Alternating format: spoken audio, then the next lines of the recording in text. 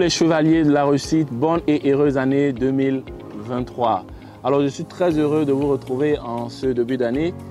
Je prie pour que vous soyez en vie et que surtout que vous soyez en très bonne santé. Alors mon souhait pour cette année, c'est que vous puissiez vous abonner à nos pages, les liker et surtout les partager. Et là, je peux vous dire que je ne blague pas. Parce que quand vous vous abonnez à nos pages, quand vous les likez, quand vous les partagez, nous, ça nous encourage à faire plus de vidéos. Et vous, ça permet à vos proches et à vos amis de bénéficier de nos vidéos. Donc, vraiment, on vous encourage à le faire. Alors, je voudrais aussi profiter de cette occasion pour dire merci à tous ceux qui nous ont encouragés en 2022 lors de la reprise des Secrets de la réussite avec Gomez Agou, qui ont liké nos pages, qui les ont partagées, qui se sont abonnés. Nous vous remercions et nous encourageons à faire porter la nouvelle autour de vous. L'année a commencé, la plupart des gens ont commencé la tradition habituelle, c'est-à-dire en fin de décembre ou en début de janvier, on commence à mettre en place des objectifs pour l'année. Alors, laissez-moi vous annoncer une très mauvaise nouvelle. C'est que les statistiques montrent que la plupart des gens n'arrivent pas à atteindre les objectifs qui se fixent en début d'année. Et il y a des raisons pour cela.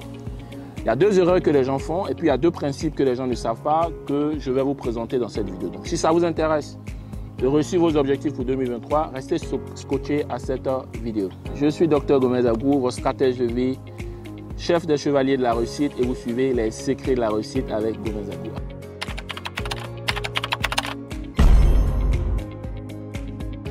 Alors commençons par l'erreur numéro 1. Les gens se fixent trop d'objectifs pour l'année.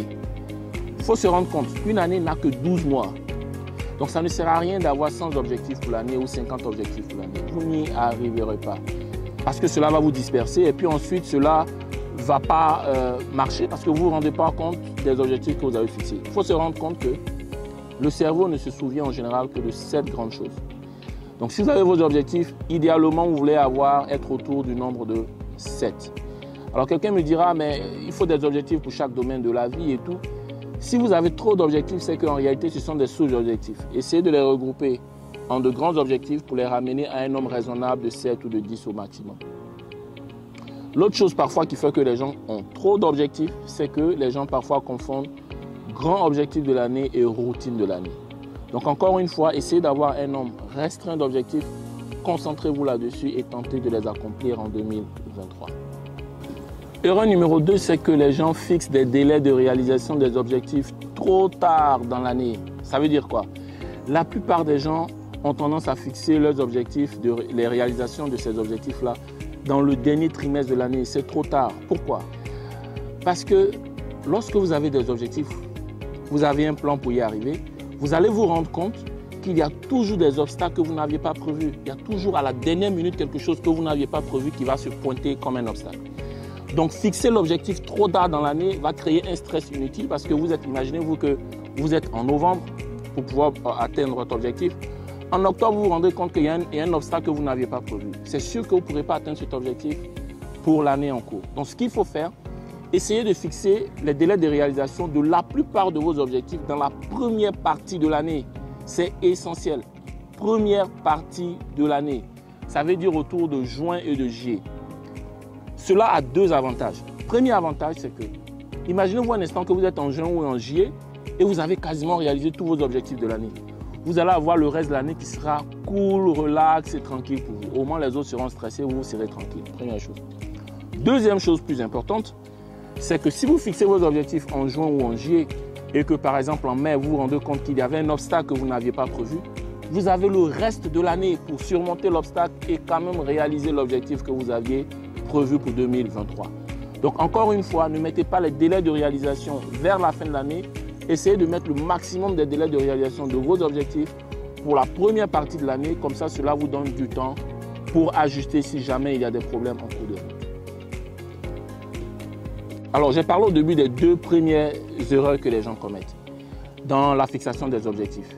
Ce que les gens font, les gens fixent des objectifs par année. Moi, je veux maintenant vous présenter ce que moi je fais. J'ai deux principes que la plupart des gens n'utilisent pas. Le premier principe, c'est qu'au lieu de fixer des objectifs chaque année, fixez-vous des objectifs par période d'année. Par période d'année, ça veut dire quoi?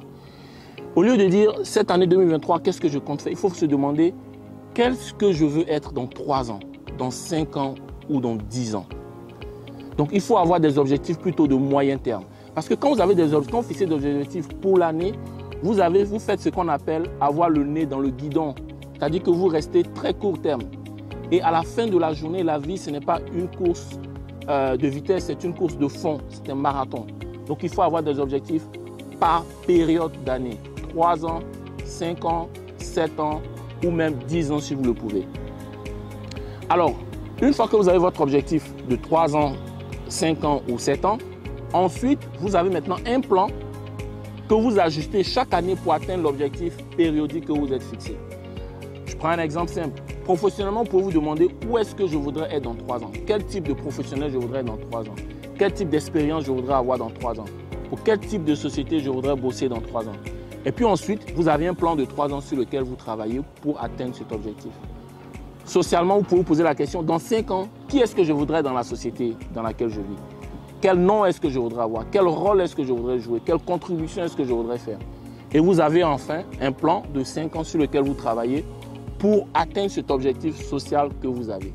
Donc encore une fois, il faut apprendre à s'éloigner de la fixation des objectifs annuels pour aller plutôt vers des objectifs périodiques. Et moi, je fais ça depuis 2007 et cela m'a permis de faire beaucoup de bons en avant. Je vous donne 2 exemples. Premier, en 2007, quand je commence à travailler au FMI comme économiste local en Côte d'Ivoire, la première question que je me suis posée en 2007, c'était où est-ce que je voudrais être dans 5 ans? Et donc, dans 5 ans, mon plan, c'était de dire, je veux par exemple aller faire mes études dans une université américaine, à l'université par exemple de Harvard ou de Princeton. Donc, pendant 5 ans, de 2007 à 2012, chaque année, j'ajustais mon plan pour atteindre cet objectif. Un autre exemple que je donne, c'est que quand je commence à travailler, je me pose la question, dans 3 ans, où est-ce que je voudrais être d'un point de vue social? Dans 3 ans, je veux être par exemple un homme marié. Donc, à partir de 2007, j'ai travaillé pendant 3 ans pour pouvoir arriver à une situation où en 2010, j'ai pu célébrer mon mariage. Donc, encore une fois, pensez périodique, ne pensez pas annuel. Deuxième principe essentiel que la plupart des gens ne font pas, c'est le principe des habitudes et des attitudes. Je vais vous citer ce philosophe grec qui s'appelle Héraclitus, qui disait que le caractère est le destin. Parce qu'à la fin de la journée, qu'est-ce qu'on essaie de faire? Lorsque les gens se fixent des objectifs chaque année, chacun essaie d'écrire son histoire sur la terre. Chacun essaie juste d'écrire une belle histoire sur la terre dont les gens vont se rappeler. Et l'histoire qu'on essaie d'écrire, c'est à la fin ce qu'on appellera pour chacun son destin. Mais ce philosophe nous rappelle à juste titre que ce qui va vous arriver à la fin de la journée, c'est le résultat, c'est la somme de vos attitudes et de vos habitudes. Donc ce qu'il faut faire, si vous devez choisir entre vous fixer des objectifs et améliorer vos habitudes et vos attitudes, il faut choisir d'améliorer ses habitudes et ses attitudes chaque année. C'est là où la vraie bataille se passe. Parce que, rendez-vous compte, vous pourrez avoir les meilleurs objectifs, les grandes ambitions, les meilleurs plans. Si vous n'avez pas de bonnes habitudes, si vous n'avez pas de bonnes attitudes, votre destin est scellé, vous ne pourrez jamais réaliser vos objectifs. Donc ce qu'il faut faire chaque année, c'est de se demander et de se dire quelle habitude ou quelle attitude est-ce que je dois améliorer cette année. Est-ce que par exemple cette année, je dois faire preuve de plus d'humilité? Est-ce que cette année, je dois m'habituer à apprendre plus? Est-ce que je dois être ouvert à de nouvelles idées? Est-ce que cette année, je dois apprendre à être plus courageux? Est-ce que cette année, je dois apprendre à être plus persévérant? C'est seulement en améliorant vos habitudes et vos attitudes que vous pourrez bâtir une belle histoire vous concernant. J'espère que cette vidéo vous a plu et je souhaite véritablement que 2023 soit une très belle année. À très bientôt.